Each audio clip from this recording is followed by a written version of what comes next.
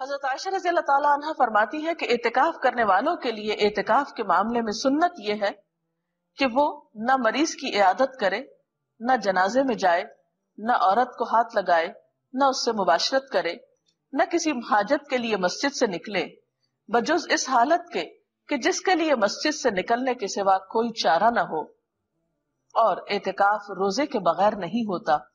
اگرچہ اعتکاف کے لیے ہر شخص اپنی مرضی کے مطابق اپنا ایک ٹائم ٹیبل بنا سکتا ہے، لیکن سہولت کے لیے یہاں پر چند ایسی باتوں کا ذکر کیا گیا ہے جو اعتکاف کرنے والوں کے لیے مفید ہو سکتی ہیں، کیونکہ کوئی بھی کام اگر پلاننگ کے ساتھ کیا جائے، اچھے طریقے سے کیا جائے، تو اس کا اجر و ثواب بھی کئی گنا بڑھ جاتا ہے اور انسان کا وقت بھی زیادہ بہتر طور پر استعمال ہوتا ہے۔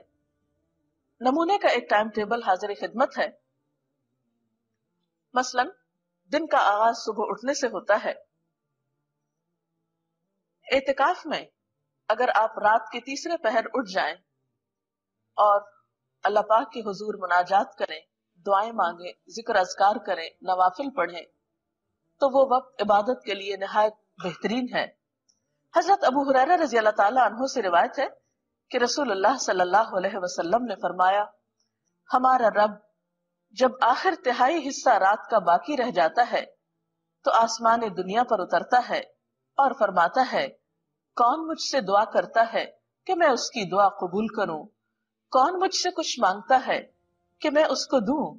کون مجھ سے گناہوں کی معافی چاہتا ہے کہ میں اس کے گناہ معاف کر دوں؟ اور ویسے بھی صبح کے اوقات میں سحری کے وقت استغفار اللہ کے مقرب بندوں کا شیوا ہے۔ اللہ سبحانہ وتعالیٰ فرماتے ہیں اپنے نیک بندوں کے بارے میں کہ وَبِالْأَسْحَارِ هُمْ يَسْتَغْفِرُونَ، سحری کی گھڑیوں میں وہ استغفار کرتے ہیں، اس لیے اس وقت ذکر میں بہترین وظیفہ استغفار کا ہو سکتا ہے۔ ذکر و اذکار کے بعد سحری کے وقت آپ سحری بھی کھا سکتے ہیں۔ اعتکاف میں کھانے پینے کی کوئی ممانعت نہیں۔ حضرت انس رضی اللہ تعالی عنہ سے روایت ہے کہ رسول اللہ صلی اللہ علیہ وسلم نے فرمایا، سحری کھاؤ کیونکہ سحری کھانے میں برکت ہے۔ اس کے بعد نماز فجر کا وقت آتا ہے۔ اگر خواتین گھر میں اعتکاف کر رہی ہوں تو ان کے لیے خاص طور پر فجر کی نماز میں لمبی نماز پڑھنا زیادہ مفید ہے۔ اس کے بارے میں حضور صلی اللہ علیہ وسلم کا طریقہ ہمارے سامنے ہے۔ بخاری کی روایت ہے کہ آپ صلی اللہ علیہ وسلم صبح کی نماز سے اس وقت فارغ ہو جاتے جب ہم میں سے کوئی اپنے پاس بیٹھنے والے کو پہچان لیتا۔ آپ اس میں یعنی فجر کی نماز میں 60 آیتوں سے لے کر 100 آیتوں تک پڑھتے تھے۔ تو اس سے پتہ چلتا ہے کہ ایک تو فجر کی نماز ذرا جلدی شروع کر لینی چاہیے، یعنی وقت ہوتے ہی اندھیرے میں۔ دوسرے یہ کہ وہ تمام نمازوں سے زیادہ لمبی نماز ہونی چاہیے جس میں 60 سے 100 آیات تک پڑھی جائیں اگر زبانی یاد ہو، اور اس کے لیے ظاہر ہے کہ پھر زبانی قرآن پاک یاد کرنے کی بھی کوشش کرنی چاہیے، تبھی اس سنت پر عمل ہو سکتا ہے۔ نماز فجر کے بعد صبح شام کے مسنون اذکار پڑھے جا سکتے ہیں۔ قرآن پاک میں اللہ سبحانہ وتعالی فرماتے ہیں، یا ایھا الذین آمنوا اذکروا اللہ ذکرا کثیرا وسبحوہ بکرۃ واصیلا، اے لوگو جو ایمان لائے ہو، اللہ کو کثرت سے یاد کرو اور صبح شام اس کی تسبیح کرتے رہو۔ نبی اکرم صلی اللہ علیہ وسلم نے بھی فرمایا کہ مجھے ایسے لوگوں کے ساتھ بیٹھنا حضرت اسماعیل علیہ السلام کی اولاد میں سے 4 غلاموں کو آزاد کرنے سے زیادہ پسند ہے جو نماز فجر سے طلوع آفتاب تک اللہ کا ذکر کرتے ہیں۔ تو اس سے پتہ چلتا ہے کہ یہ وقت ذکر کے لیے بہت بہترین ہے، اور ایسے لوگوں کے ساتھ بیٹھنے کو جو اس وقت ذکر کر رہے ہوں اللہ کے رسول صلی اللہ علیہ وسلم نے پسند فرمایا ہے، اور جس کی محفل میں اللہ کے رسول صلی اللہ علیہ وسلم بیٹھنا پسند کرے پھر اس کی شان کیا ہو سکتی ہے، اس سے بڑھ کر اس کے لیے اعزاز کیا ہو سکتا ہے۔ ان اذکار کے علاوہ اس وقت آپ قرآن پاک کی تلاوت کر سکتے ہیں، کیونکہ قرآن پاک کی تلاوت کے لیے بھی یہ وقت بہت موزوں ہے۔ सूरत बनी इसराइल में अल्लाह ताला फरमाते हैं, इन्ना कुरआन अल फज्र कान मशहूदा, बेशक सुबह का कुरान हाजिर किया जाता है, यानी उस वक्त फरिश्ते हाजिर होते हैं। फिर इसी तरह अगर आप अपने इतिकाफ ही की जगह पर नमाज, जिक्र, तिलावत के बाद सूरज तुलू होने का इंतजार करें, जिक्र में मशगूल रहें हत्ता कि नमाज इशराक का वक्त हो जाए, तो उसको भी साथ ही अदा कर लें। हजरत अनस रजी अल्लाह ताला अन्हु से रिवायत है कि रसूलुल्लाह सल्लल्लाहु अलैहि वसल्लम ने फरमाया, जिस आदमी ने फजर की नमाज जमात से पढ़ी, फिर सूरज तुलू होने तक बैठकर अल्लाह का जिक्र करता रहा और 2 रकत नमाज अदा की, यानी इशराक की नमाज, उसे एक हज और एक उम्रे का सवाब मिलेगा। रावी ने कहा कि रसूलुल्लाह सल्लल्लाहु अलैहि वसल्लम ने फरमाया, पूरे एक हज और एक उम्रा का सवाब, यानी बहुत ही अजर सवाब है इस वक्त की इबादत का।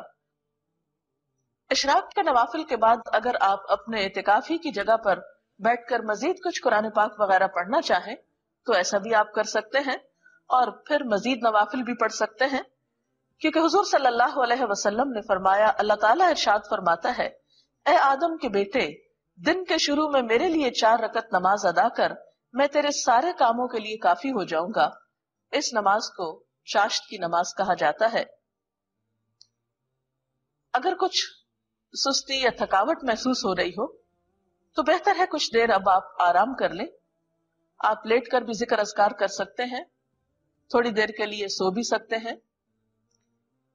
लेकिन अगर आप अपनी तबीयत अच्छी पाते हो तो बेहतर है कि अब आप कुछ वक्त मुताले के लिए निकालें, दीनी किताबों का मुताला, कुरान पाक की तफसीर पढ़ना, और अगर आप पढ़ ना सकते हो तो कैसेट लगाकर सुनना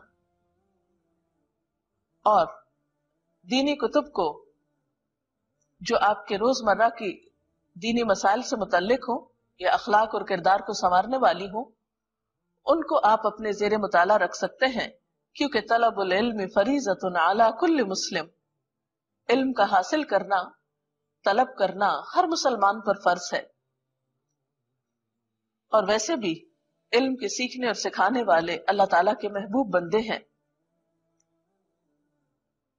फिर इसके बाद जोहर की नमाज तवील अदा करें, नवाफिल भी पढ़ सकते हैं मजीद। फिर थोड़ा सा कैलूला आप कर सकते हैं, क्योंकि उससे आपको तहज्जुद के वक्त उठने में, रात को जागने में सहूलत हो सकती है। नमाज जोहर के बाद, कैलूला के बाद आप कुछ वक्त कुरान पाक की कुछ सूरतों को हिफ्ज करने के लिए, और अगर आप हाफिज कुरान हैं अल्लाह के फजल से, तो अपने दोहराई के लिए उस वक्त को इस्तेमाल कर सकते हैं, क्योंकि कुरान पाक अगर दोहराया ना जाए तो इंसान को भूल जाता है।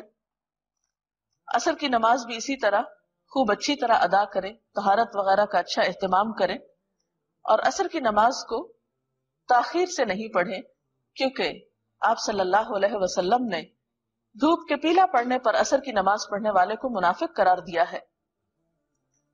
और कुरान पाक में भी इस नमाज की हिफाजत की बहुत ताकीद आई है, हाफिजू अलस्सलावाति वस्सलातिल वुस्ता वक़ूमू लिल्लाहि क़ानितीन, अपनी नमाजों की हिफाजत करो, खुसूसन दरमियानी नमाज की, और अल्लाह के आगे इस तरह खड़े हो जाओ जैसे फर्मा बरदार गुलाम खड़े होते हैं। असर से लेकर मगरिब तक का वक्त इसमें आप तस्बीहात कर सकते हैं, और इस वक्त भी जिक्र करना निहायत पसंदीदा है। आपने फरमाया, मुझे ऐसे लोगों के साथ बैठना 4 गुलाम आजाद करने से ज्यादा पसंद है जो नमाज असर से गुरूब आफ्ताब तक अल्लाह का जिक्र करें। इस वक्त भी आप सुबह शाम की दुआएं पढ़ सकते हैं। इसके अलावा कुछ और तस्बीहात, मसलन सुभान अल्लाह व बिहम्दिही सुभान अल्लाहिल अजीम, अस्तगफिरुल्लाह रब्बी मिन कुल्लि ज़ंबिन व अतूबु इलैहि, अल्लाहुम्मा सल्लि व सल्लिम अला नबियिना मुहम्मदिन, ला हौला वला कुव्वता इल्ला बिल्लाहिल अलिय्यिल अज़ीम, ला इलाहा इल्ला अंत सुब्हानका इन्नी कुन्तु मिनज़ ज़ालिमीन, या हय्यु या क़य्यूम बिरहमतिका अस्तगीस। ये जिक्र के कुछ मखसूस कलिमात हैं। अपनी सहूलत के मुताबिक आप जिस जिसकी चाहें, जितनी मर्तबा चाहें तस्बीह कर सकते हैं। اس کے بعد افطار کا وقت قریب ہوگا، پھر دعائیں خوب